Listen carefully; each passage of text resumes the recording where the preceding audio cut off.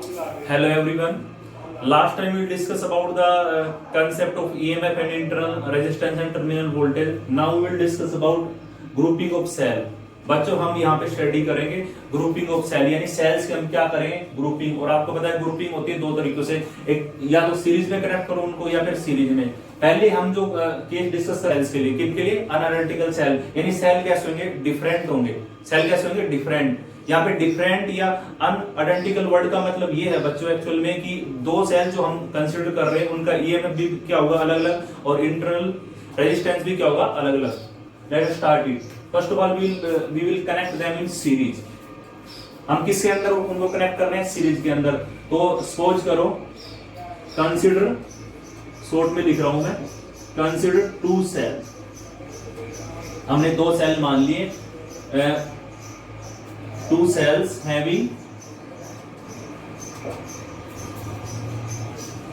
EMF epsilon 1, epsilon 2 and internal resistance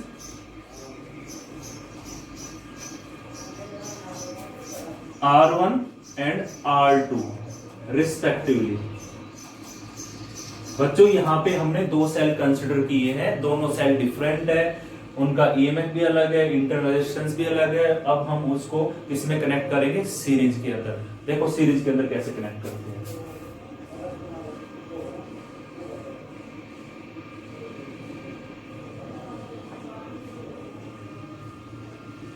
ये दो cell मैंने ऐसे कंसिडर कर ली।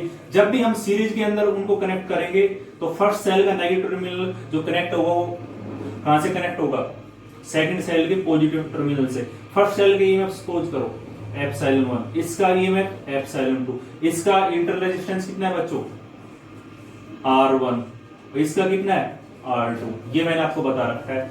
अब मैं सर्किट का एक पार्ट दिखा रहा हूं, कंप्लीट सर्किट आपको नहीं दिखा रहा हूं। सपोज कर लो यहाँ पे पॉइंट A है, इस बीच में पॉइंट B है और यहाँ पे C है,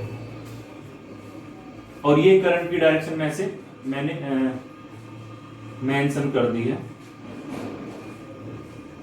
ओके, तो करंट ऐसे जा रहा है।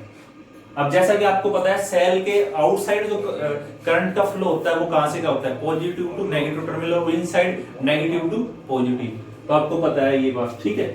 तो ये मैंने एक सेल ये मान लिया, एक सेल ये मान लिया। इस सेल का ईएमएफ कितना है, एप्सिलॉन, इस सेल का इंटरनल रेजिस्टेंस कितना, R1, इस सेल का ईएमएफ कितना है, एप्सिलॉन 2, इस सेल का इंटरनल रेजिस्टेंस कितना, R2। ये पॉइंट मैंने यहाँ पे कंसीडर कर ले, एक पॉइंट। इसमें करंट की डायरेक्शन ऐसे, इसमें करंट की डायरेक्शन ऐसे, देखो पॉजिटिव से स्टार्ट हो रहा है। ओके, तो एक मैंने सर्किट का एक मतलब कि ठीक इसको सिंप्लीफाई करने के लिए एक पोर्शन मैंने कंसीडर किया है। ओके, तो ये मैंने लिख दिया। अब हम कैलकुलेट करते हैं पोटेंशियल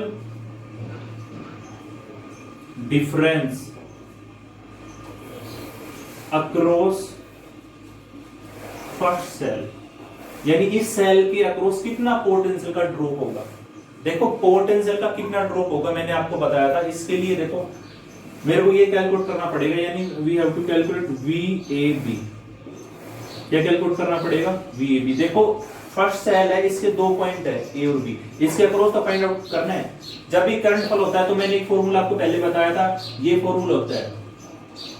सेल के अंदर करंट फ्लो होगा तो ये फॉर्मूला यूज करना है। सेल का ईएमएफ और पोटेंशियल ड्रॉप इंटरनल रेजिस्टेंस के कारण हुआ है, और ये टर्मिनल वोल्टेज।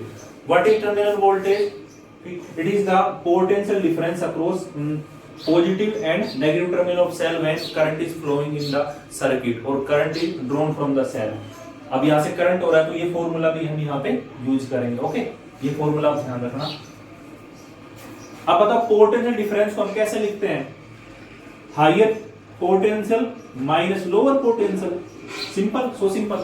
देखो इसके अक्रॉस पोटेंशियल, इस सेल के अक्रॉस, ये फर्स्ट सेल है हमारा फर्स्ट और ये सेकंड, इसके अक्रॉस हमें पोटेंशियल का डिफरेंस कैलकुलेट करना है, यानी इसके इलेक्ट्रोड। तो दो पॉइंट हमने कंसीडर कर ली। अब आपको पता है यहाँ पे डिफरेंस वर्ड यूज हो रहा है, तो VA minus higher potential minus lower potential. अब लेकिन इस सेल के अक्रॉस के टर्मिनल वोल्टेज या पोटेंशियल डिफरेंस को हम कैसे लिख सकते हैं, एप्सिलॉन माइनस I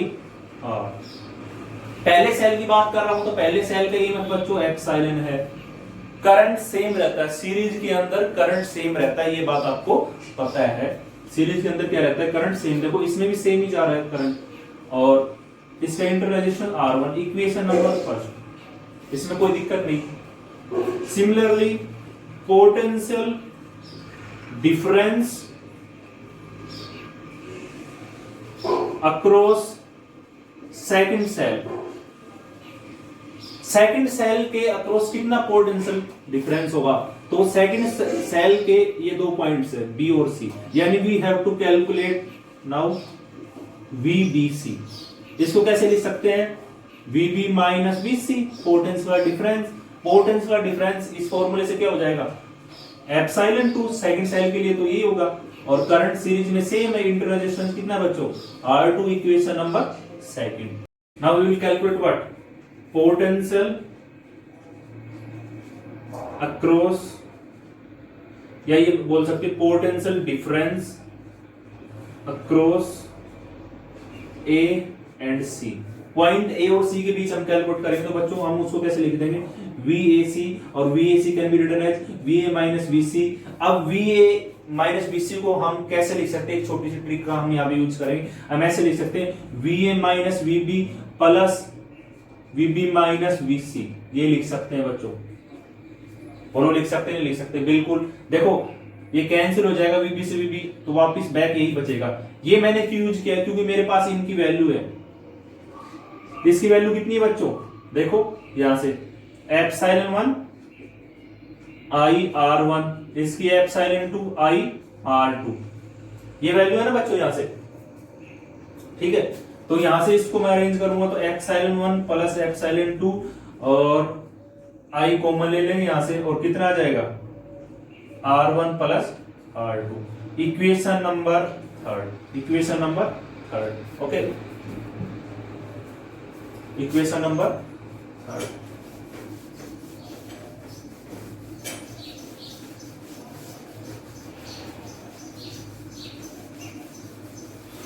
अब देखो यहां से रिलेशन मैंने ओपन, अब हमें तो इन सेल्स को कंबाइन करना है ना, तो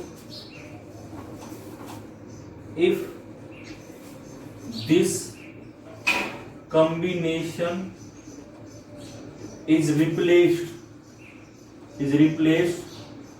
by a single cell, अगर ये कॉम्बिनेशन हम सिंगल सेल से वो करेंगे रिप्लेस, तो क्या हो जाएगा, सिंगल सेल यानी इक्विवेलेंट EMF और इक्विवेलेंट रेजिस्टेंस हम डिटरमाइन करते हैं, तो ऐसे ही करते हैं। तो ये हो गया, तो यहाँ यानी दोनों सेल को मैंने कंबाइन करके एक सिंगल सेल मान लिया, तो अब ये पॉइंट A और C रहेगा, B पॉइंट तो रहेगा नहीं, और इसका EMF मैंने मान लिया E इक्विवेलेंट, और इसका inter resistance R equivalent, okay. ये एक सिंगल सेल मैंने मान लिया, ओके। तो इसके लिए अगर मैं इसकी टर्म में बात करूंगा, तो यहां पे क्या आ जाएगी इक्वेशन, इसके लिए अगर बात करेंगे तो VAC VA माइनस VC, और यहां से इसको क्या लिख सकते हैं, इसके लिए E equivalent minus R equivalent, equation number 4। अब यहां से देखो इक्वेशन 3 और 4 दोनों इक्वल है, तो इनको कंपेयर कर सकते हैं। फ्रॉम इक्वेशन 3 एंड 4, इन दोनों अगर मैं कंपेयर करूंगा, तो बच्चों क्या आएगा, यहां से देखो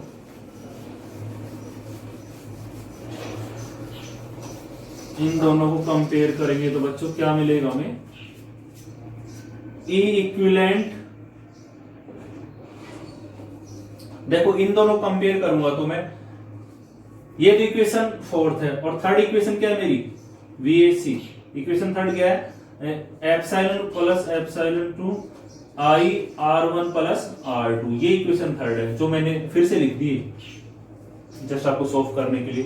तो यहां से देखो इक्विवेलेंट EMF किसके इक्वल है, एप्सिलॉन 1 प्लस एप्सिलॉन 2, यानी इसका मतलब क्या, सीरीज में अगर हम सीरीज के अंदर अगर हम सेल को कंबाइन करते हैं तो उनका इक्विवेलेंट ईएमएफ क्या होता है, सभी सेल्स का ईएमएफ आप ऐड कर दो, सभी सेल्स का ईएमएफ ऐड कर दो। अगर सपोज करो अपने पास दो सेल है, उनको सीरीज में कनेक्ट किया है लाइक दिस, ऐसे कनेक्ट करना है, यानी उनका नेगेटिव, एक सेल का नेगेटिव टर्मिनल दूसरे के पॉजिटिव से ऐसे कनेक्ट करेंगे तो क्या होगा, उनका नेट ईएमएफ इक्विवेलेंट ईएमएफ आएगा ना, वो ऐड हो जाएगा। सपोज करो पहले सेल का ईएमएफ कितना है 4 वोल्ट, दूसरे कितना है 8 वोल्ट, तो आंसर कितना आएगा टोटल सर्किट का ईएमएफ का 12 वोल्ट। ओके, तो ये यहां से आपको साफ दिख रहा है। तो यहां से इक्विवेलेंट ईएमएफ जो बच्चों कितना आया, epsilon 1 plus epsilon 2 equivalent EMF in series. दो सेल के लिए मैंने किया है तो दो सेल के लिए हो जाएगा, तीन सेल को कनेक्ट करेंगे तो ऐसे आ जाएगा। और आर इक्विवेलेंट कितना है, देखो कंपेयर कर लो आप यहां से, R1 प्लस R2, ये तो वही फॉर्मूला है जर्नल जो हम 10th में भी हमने पढ़ रखा है कि सीरीज के अंदर जब भी रेजिस्टेंस को कंबाइन करते हैं R1 plus R2 plus R3, तो सीरीज कॉम्बिनेशन के अंदर ये आता है RS equal to R1 plus R2 plus R3। ठीक है, R इक्विवेलेंट का आंसर इतना आ गया। तो एक बात ध्यान रखना, सीरीज में से कितने भी आपने सेल कनेक्ट किए, अगर उनका टोटल रेजिस्टेंस आपको फाइंड आउट करना है तो आपको क्या करना है, जस्ट सभी का इंटरनल जो आया रेजिस्टेंस उसको ऐड कर दो, और ईएमएफ डिटरमाइन करना है तो ईएमएफ को भी ऐड कर दो। इन पे एक है ना, जैसे न्यूमेरिकल सेशन भी हम करेंगे, पहले थोड़ा सा इसको अच्छे से और डिस्कस करते हैं।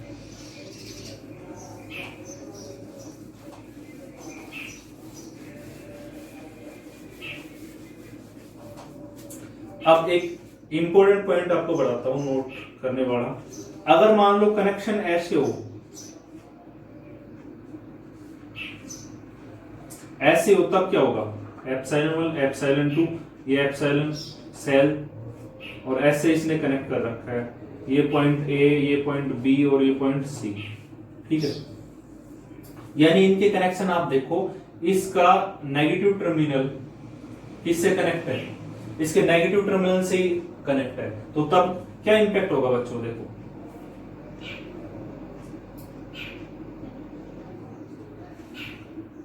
ठीक है।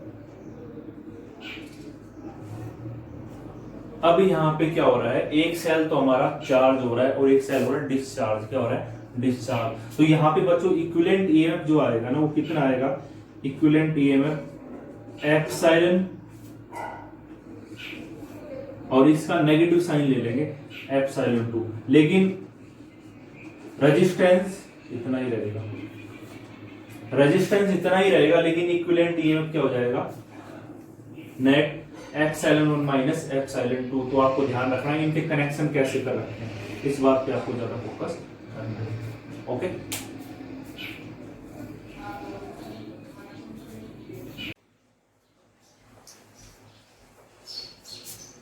Now we will discuss about the parallel combination of two different cell. अब हमारे पास बच्चों दो सेल है और दोनों सेल डिफरेंट है, दोनों सेल का ईएमएफ भी डिफरेंट है और इंटरनल रेजिस्टेंस भी डिफरेंट है, और उनको मैंने कंबाइन किया पैरेलल के अंदर। पैरेलल के अंदर आपको जैसा कि पता है, आपने पढ़ रखा है, 10th में पढ़ रखा है, और पहले भी मैंने काफी बार आपको पढ़ाया था कि पैरेलल के अंदर करंट क्या होता है, डिफरेंट होता है, करंट क्या होता है, डिफरेंट होता है, और पोटेंशियल क्या होता है, सेम होता है। Potential difference is same in parallel. Okay, तो ये जैसे कि एक बार ये वो देखो सेटअप क्या है, ये सेल फर्स्ट सेल है, इसका ईएमएफ एप्सिलॉन 1, इसका internal resistance R1, second cell का एप्सिलॉन 2 R2, कनेक्ट है पैरेलल में। इसमें करंट कितना फ्लो हो रहा है, I1, यहां से I1 आएगा, इसमें कितना फ्लो हो रहा है, I2। ये दो पॉइंट फिर उसकी तरह पहले की तरह, ए पॉइंट ये मान लिया मैंने, ए पॉइंट यहाँ पे और सी पॉइंट ये मान लिया। अब सर्किट का मैंने एक पार्ट आपको शो किया है, कंप्लीट सर्किट शो करेंगे तो ज्यादा कॉम्प्लिकेटेड हो जाएगा। सर्किट के अंदर जो करंट फ्लो हो रहा है वो आई फ्लो हो रहा है, आई करंट जैसे यहाँ पे जाएगा करंट, तो करंट का क्या हो जाएगा, डिस्ट्रीब्यूशन हो जाएगा, इसमें I1 इसमें I2। ओके, यहाँ से I1 और ये I2, फिर आगे क्या मिल जाएगा, फिर वापिस बैक I मिल जाएगा। ठीक है, तो इसको हम डिस्कस करते हैं। यहाँ पे हम क्या डिटरमाइन करने वाले, इक्विवेलेंट ईएमएफ और इक्विवेलेंट इंटरनल रेजिस्टेंस। ओके, तो ये सब कुछ मैं यहाँ पे नहीं लिख रहा हूँ। Consider two cell which are connected in parallel, ये तो ओबियस बातें हैं जो आप जो मैंने पीछे करवाया सीरीज वाला, बिल्कुल उसकी तरह आप लिख लेना। मैं शॉर्ट कर रहा हूँ। अब यहाँ से आपको साफ दिख रहा है इस डायग्राम से आई जो बराबर है बच्चों किसके बराबर है, I1 प्लस I2 के बराबर है। देख लो आई सर्किट में करंट आ रहा है, ये आगे चल के डिस्ट्रीब्यूट हो गया था I1 और I2 में, यानी I किसके बराबर है, I1 plus I2। Equation number first. अब मैं कैलकुलेट कर रहा हूं potential difference across first cell and second cell. देखो आपको पता है दोनों सेल किसमें कनेक्ट है, पैरेलल के अंदर अगर कनेक्ट है तो पोटेंशियल डिफरेंस दोनों का क्या होगा, सेम होगा। जितना इसके अक्रॉस होगा उतना ही किसके अक्रॉस होगा, इसके अक्रॉस होगा। तो इसका कैलकुलेट कर लूंगा, उसका आंसर भी वहीं आ जाएगा। लिखो potential difference across first cell, ये मान लो फर्स्ट सेल है और ये सेकंड सेल है, ठीक है। कितना होगा बच्चों, देखो वो V मान लिया, वो किसके इक्वल होगा, VB1 VB2, ये पॉइंट के अक्रॉस ही कैलकुलेट करेंगे। ओके, तो जैसा कि ये फॉर्मूला मैंने पढ़ा रखा है, ये फॉर्मूला यहाँ पे यूज होगा जब भी सेल के अंदर करंट फ्लो हो तो उसका पोटेंशियल ऐसे कैलकुलेट करते हैं। तो पहले सेल का कितना है, ईएमएफ एप्सिलॉन, करंट इस बार डिफरेंट है, पहले सेल में कितना जा रहा है I1 और inter resistance R1। Equation first, दोनों सेल किस में कनेक्ट है, पैरेलल में कनेक्ट है, तो इसका भी क्या होगा, सेम ही होगा। For second cell, second cell के लिए भी ऐसे लिखेंगे epsilon 2 minus R2 epsilon 2 I2 R2। Equation number second. Okay, then V और C के अक्रॉस हम पोटेंशियल का डिफरेंस फाइंड आउट करेंगे, तो क्या आ जाएगा आंसर। चलो यहां से आप है ना ऐसा करो, पहले फ्रॉम इक्वेशन फर्स्ट से और सेकंड से I1 की वैल्यू कैलकुलेट करो। किसकी वैल्यू कैलकुलेट करो, I1 की। कहां से, फ्रॉम इक्वेशन फर्स्ट और सेकंड से। अगर मैं I1 की फ्रॉम इक्वेशन फर्स्ट से I1 की वैल्यू कैलकुलेट करूंगा तो ये यहां से आ जाएगा, इस साइड आ जाएगा एप्सिलॉन, देखो ये यही रख लो, इसको ले आओ इस साइड, इसको ले आएंगे इस साइड, तो ये कितना आ गया R1, ये वैल्यू आ गई। Equation number third, from equation second से I2 वैल्यू कितनी आएगी, epsilon 2 V R2। Equation number four. अब ये दोनों वैल्यू मैं इक्वेशन फर्स्ट में यूज कर रहा हूं, using equation third and fourth in equation first. जैसे फर्स्ट में हम यूज करेंगे तो बच्चों I1 की वैल्यू, तो यहां से कितना आ जाएगा, epsilon V R1 epsilon 2 V R2। Okay, तो यहां से कितना एप्सिलॉन 1 R1, इनको जो सेम टर्म उसको कंबाइन कर लो, यहां से V कॉमन है तो कितना आ जाएगा R1 प्लस ये आ जाएगा, ठीक है। थोड़ा सा इसको अगर मैं कंबाइन करता हूं तो क्या होगा, इसको एलसीएम लेके और लिखेंगे तो कितना एप्सिलॉन R2 एप्सिलॉन 2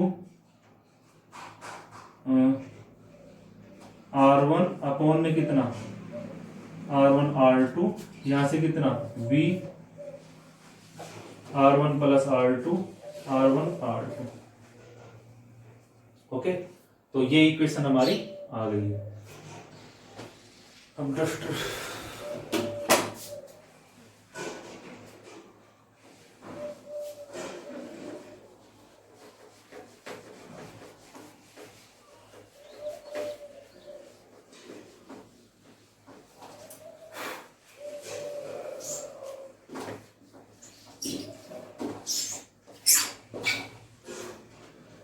अगर यहां से यानी इक्वेशन ये आई है एप्सिलॉन 1 R2 एप्सिलॉन 2 R1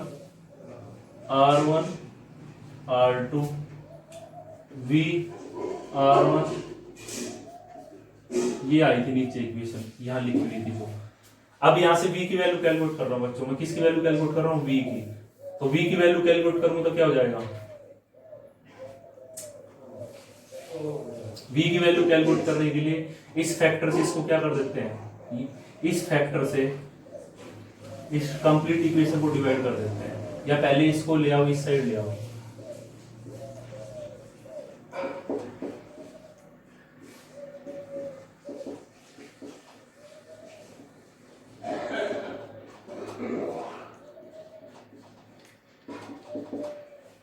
अब मेरे को तो V की चाहिए ना, इस फैक्टर से वो डिवाइड करेंगे तो कितना आ जाएगा,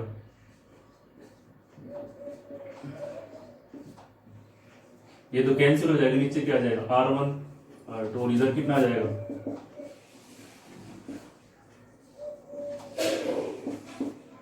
इक्वेशन नंबर ये आ गया हमारा, ये आ गया पोटेंशियल। ओके, इफ अगर इन सेल्स का कॉम्बिनेशन एक सिंगल सेल से मैं क्या कर दूं, रिप्लेस कर दूं, if this combination is replaced by a single cell, single cell से अगर मैं रिप्लेस कर दूंगा तो ऐसे जैसे पहले हमने किया था, इसका इक्विवेलेंट ये आर इक्विवेलेंट हो जाएगा, ये 2 पॉइंट B1 और ये B2 और ये पॉइंट A और ये C, इसमें I इसमें आ रहा है, ऐसे हो जाएगा सर्किट। ठीक है, ये मैंने आपको बना दिया यहाँ पे। अगर इसके लिए मैं वो लिखूंगा रिलेशन तो क्या है बच्चों,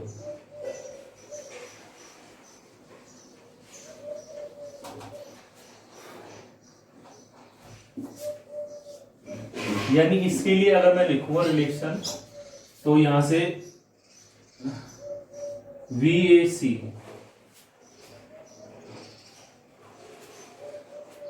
कितना मिलेगा, E इक्विवेलेंट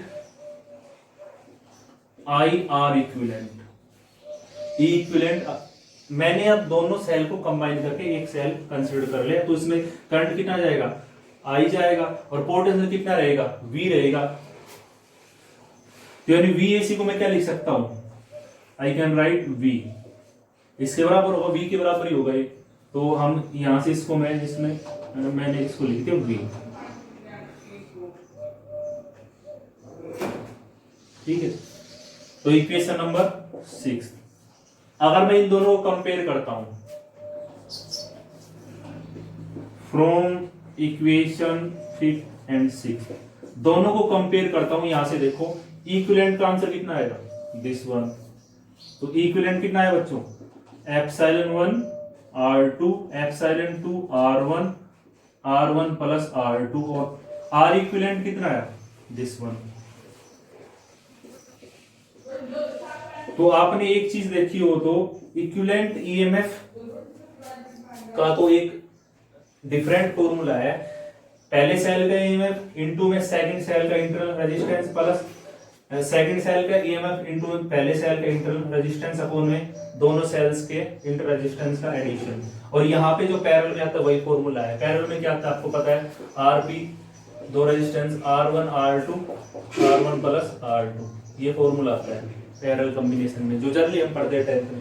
तो ये तो कोई दिक्कत नहीं, ये है, ये अलग है। ठीक है, तो आपको ये ध्यान रखना इक्विवेलेंट EMF का इतना आंसर आ। अब यहाँ से केस भी हम काफी केस यहाँ से डिस्कस कर सकते हैं।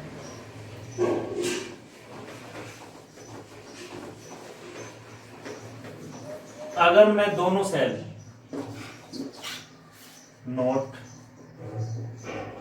अगर मैं दो सेल कंसीडर कर रहा हूं, 2 सेल, और दोनों का इंटर रेजिस्टेंस सेम है और दोनों का EMF भी सेम है, तो फिर आंसर क्या आएगा इक्विवेलेंट का।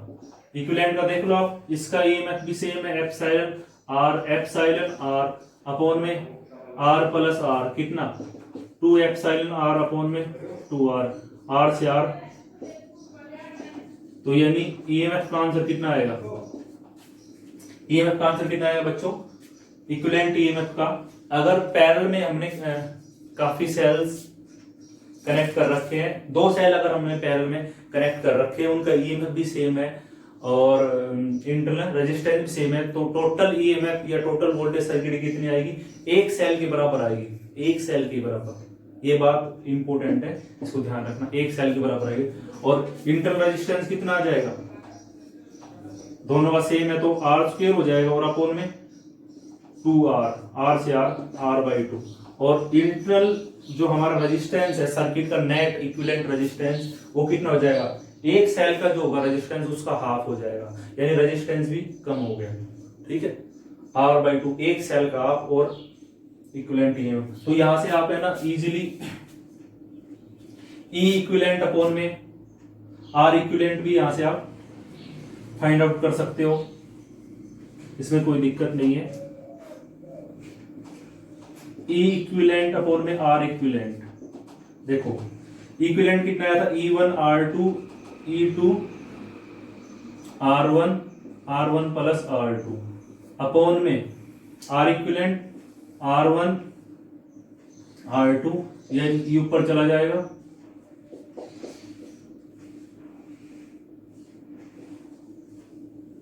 इसको ऐसे डिवाइड करेंगे दोनों का रिलेशन, ये ऑब्टेन हो गया।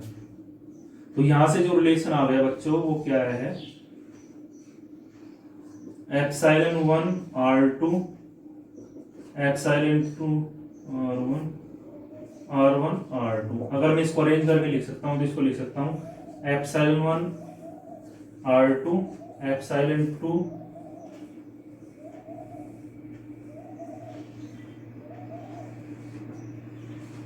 ये आ गया। ये रेशियो अगर आपसे पूछा जाता है तो अब अगले सेशन में बच्चों हम करेंगे इनके ऊपर सारे न्यूमेरिकल, यानी ग्रुपिंग ऑफ सेल्स के ऊपर भी न्यूमेरिकल और ईएमएफ और टर्मिनल वोल्टेज के ऊपर भी न्यूमेरिकल, कम से कम 10 न्यूमेरिकल करेंगे, तो 10 न्यूमेरिकल। तो उस लेक्चर को जरूर देखना। अगर जो मैंने आपको पढ़ाया आपको समझ में आ रहा है तो चैनल को लाइक और क्या करें, सब्सक्राइब जरूर करें।